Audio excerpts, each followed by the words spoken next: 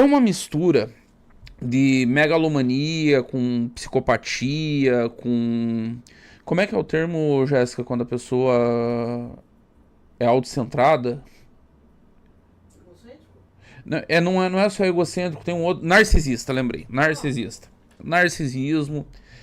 Isso é Pablo Marçal. Junto a tudo isso, é uma mitomania constante. Os negócios dele são os maiores negócios do mundo, ele fatura mais do que a Apple, ele tem um patrimônio maior do que qualquer rico brasileiro, ninguém sabe fazer negócio como ele ganha centenas de milhões de reais com consórcio, ele ganha centenas de milhões de reais com curso, ele ganha centenas de milhões de reais com PLR, tudo que ele bota à mão é um negócio maravilhoso. A casa dele vale 70 milhões de reais, o carro dele deve valer uns 10 milhões de reais, que deve ser movido a nitrogênio.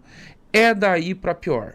Mitômano, narcisista, com traços de psicopatia. O que faz, inclusive, ele falou, eu estava vendo a entrevista dele, o que faz com que ele não tenha medo da cadeia. Porque ele deu um all-in. Para usar um termo que ele domina bastante, o mindset do Pablo Marçal é do tipo, foda-se, se eu tiver que ser preso, mas eu ganhar muito dinheiro com isso, foda-se, dane-se. Se eu tiver minha vida completamente desmoralizada, se eu for tratado como um palhaço maluco, mas eu ganhar muito dinheiro com isso, dane-se. Ele aguentou 3 anos, mais uma vez, informação pública, tá? Não tô trazendo nenhum bastidor, nenhuma investigação minha. Ele passou 3 anos sendo sustentado pelo sogro. Eu tô casado com a Jéssica há 12 anos, indo para 13. Qualquer um aqui que esteja acompanhando essa live que é casado, sabe que homem nenhum toleraria um negócio desse. Você pode aceitar ajuda. Você pode aceitar 1, 2 meses ali de ajuda. Você vai trabalhar de servente de pedreiro, se precisar, para não passar vergonha. Para não ser sustentado pelo sogro, porque isso tem nome. É ser gigolô. E ele fala com orgulho. Não, porque meu sogro segurou as pontas em casa por 3 anos enquanto eu tentava fazer prosperar o meu negócio. Que eu sabia que em algum momento ia prosperar. No primeiro ano não deu, eu pedi mais 1 ano para minha mulher. No segundo não deu, eu pedi mais 1 ano. E aí no terceiro também não estava dando, e aí foi dar no final. Enfim. Isso é Pablo Marçal. É dessa personalidade que nós estamos falando.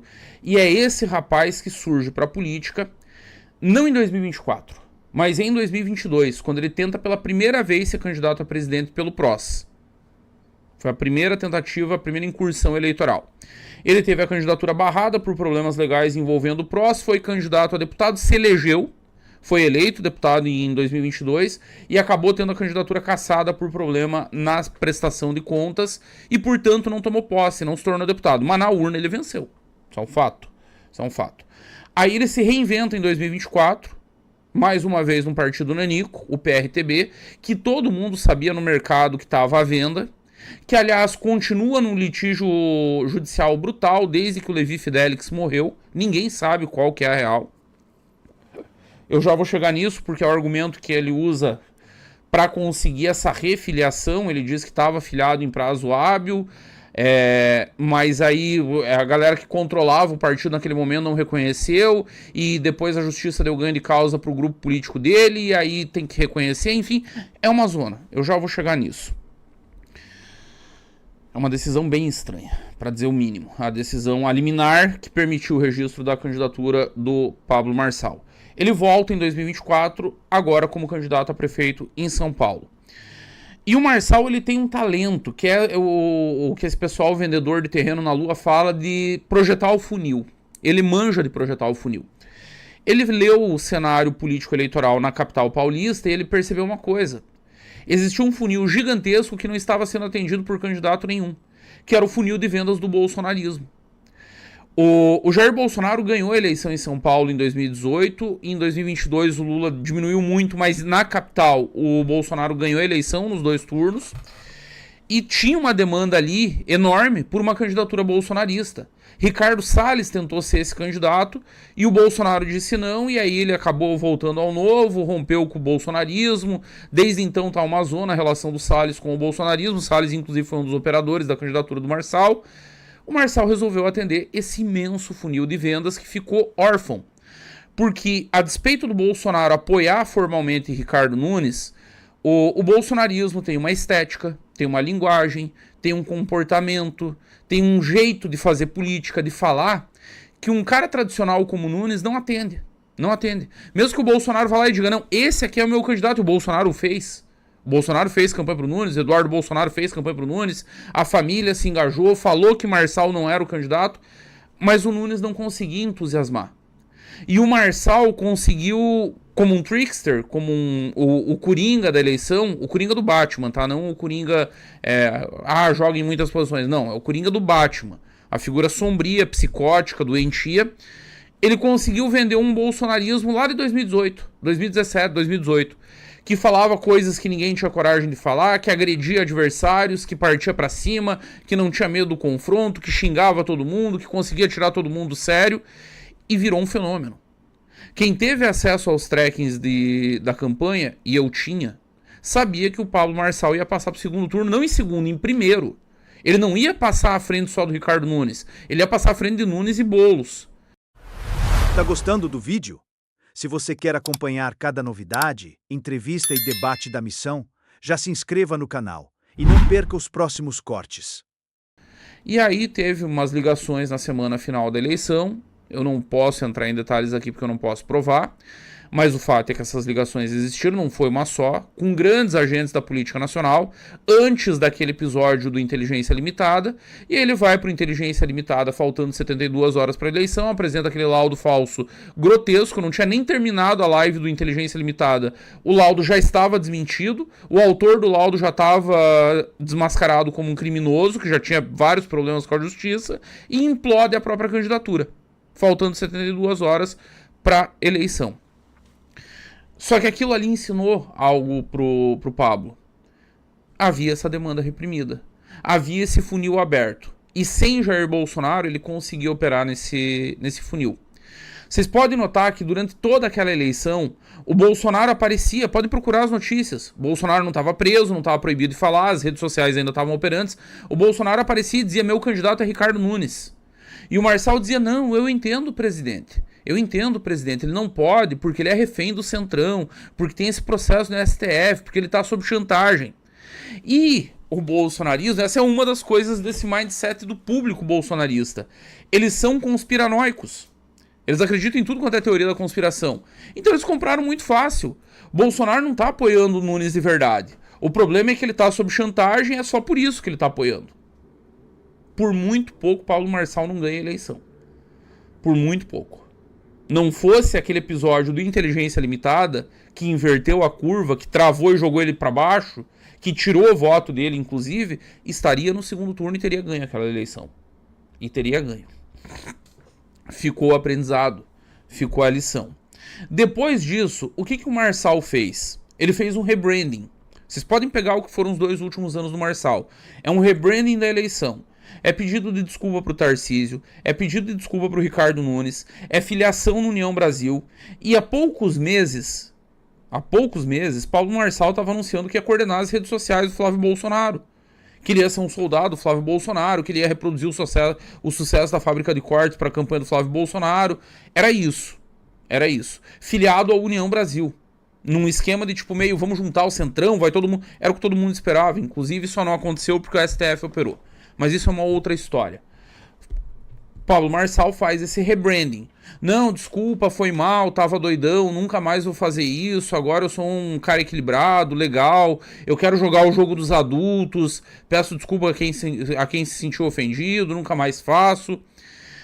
Parecia que ia ser só um soldado de Flávio Bolsonaro, eis que na última hora, aos 48 do segundo tempo, ele aparece como candidato presidencial registrado, e aí nós temos algumas versões. O Orlando fez uma live aqui no sábado e ele trouxe a informação que é a mais quente de bastidor, que é o que todo mundo está dizendo, que haveria um diagnóstico da campanha de Flávio Bolsonaro. O Orlando não trouxe nos detalhes, eu vou trazer os detalhes aqui para vocês. Há um diagnóstico interno na campanha de Flávio Bolsonaro. Para o público eles vão dizer que os 3 são linha auxiliar do PT. Que Renan, Caiado e Zema são linha auxiliar do PT. Caiado e Zema são de fato. O Renan não é. Mas o diagnóstico é simples e está em grande parte correto. O que os 3 querem? Renan, Caiado e Zema. Qual que é o desejo óbvio dos 3? Estar no segundo turno. Qual é o público-alvo dos 3? Porque os 3 são de direita, em alguma medida, cada um do seu jeito. é o público-alvo que está com o Flávio Bolsonaro. Então, onde é que eles miram? Onde é que a mira está mais apontada? Onde é que os ataques estão centrados? Em Flávio. Qual seria a ideia da candidatura do Marçal nesse sentido? Vamos botar um cara nosso, Padre Kelmon, dessa eleição, porque nós pelo menos temos um para contrabalançar os três. Isso é uma das versões, talvez a mais forte, tá saindo da boca de bolsonarista grande em rede social, inclusive. Então, não é conspiração do MBL, não é delírio, não é nada. Realmente, até bolsonaristas estão reproduzindo isso. Pablo Marçal é linha auxiliar do Flávio e tá indo pra eleição só para ajudar o Flávio. O Pablo, muito malandramente, não, liguei pro Flávio, agora chegou o Capitão América com o seu escudo. Só que presta atenção e é aqui que eu vou chamar a atenção. Agora eu já saí do perfilamento. Já mostrei o narcisista com traços de sociopatia, mitômano, maluco, sem limites, sem pudor, sem nada que o pare na eleição. Já temos o perfil do cidadão. Aí saca só, o cara chega dizendo que ele é o escudeiro, que ele é o Capitão América do Flávio, que ele vai botar o escudo na frente. Ao mesmo tempo ele diz, não, porque vem algo muito grande pra cima do Flávio e eu preciso proteger. Pera aí, quem tem essa narrativa de que tem a bomba pra estourar pra cima do Flávio são os adversários dele. Quem tá vendendo essa história de que a qualquer momento a candidatura vai ser destruída são os adversários. Isso não é narrativa de bolsonarista. Então a história começa a ficar estranha. E vamos lembrar, há menos de 6 meses ele estava no União Brasil. Ele estava fazendo eventos com o Tarcísio, com o Centrão, com todo mundo. Muito querido, pedindo desculpa. Metendo foi mal, tava doidão. Será que é isso que tá aparecendo? Ou geral tá caindo de novo no velho truque do Pablo Marçal? Ele entendeu o funil de vendas. Jair Bolsonaro não é candidato. O Flávio mesmo... Vamos falar de Flávio Bolsonaro. Ele tem um perfil bem diferente do pai. Isso é inegável. O pai é muito mais popular do que ele, isso também é inegável. Tem mais carisma, conecta mais com a base, sabia fazer melhor esse jogo da conspiração, da maluquice, dos grandes projetos. O Flávio não é isso. O Flávio é um político tradicional. O Flávio é um cara que teve 3 mandatos de deputado estadual no Rio de Janeiro, que disputou a eleição de prefeito no Rio, que foi senador por 8 anos, que opera nos bastidores de Brasília, que é muito ligado ao Centrão, não é o pai. Ele é bem diferente. E aí o Pablo, ao mesmo tempo que diz que é o escudeiro, espalha que a candidatura vai implodir. Ele é o protetor, mas a qualquer momento o Flávio pode derreter. Eu não tenho a resposta. Vocês querem uma resposta definitiva de a quem o Pablo está servindo? Eu não tenho essa resposta. Eu não tenho. Eu acho que o mais provável é que ele não está servindo a ninguém. A verdade é essa, a eleição está modorrenta, ela não esquenta. Tem milhões de fatores para isso, milhões. Tem a perseguição do Supremo Tribunal Federal, tem os milhares de presos políticos, tem a censura, tem a própria situação de Jair Bolsonaro, tem muitos fatores que contribuem para esse clima morno. Tem a situação da economia deplorável, as pessoas depressivas. Imagina, as pessoas estão mobilizadas desde 2013, eu já falei sobre isso em outras lives. Pode-se cobrar muito do povo brasileiro, e eu cobro também. Pode-se criticar muito o povo brasileiro, e eu critico também.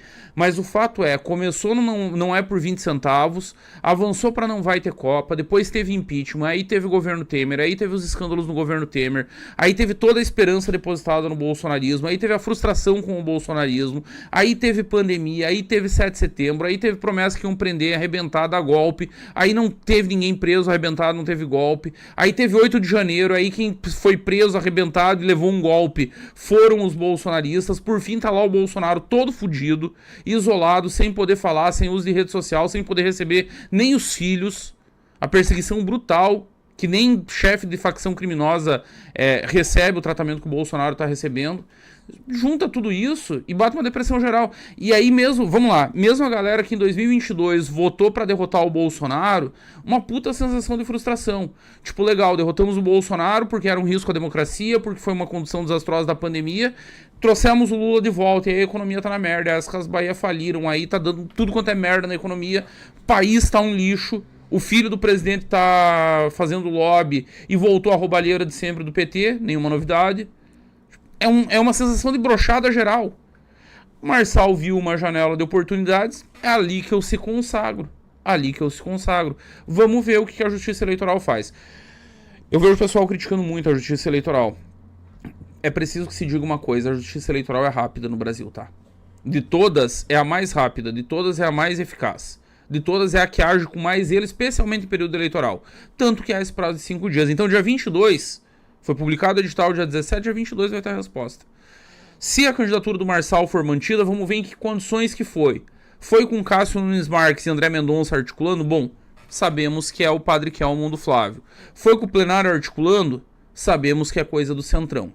Derrubou? Sabemos que era só uma traquinagem do Pablo Marçal para se valorizar, para aumentar o preço do passe. E aí vamos ver o que ele faz logo na sequência.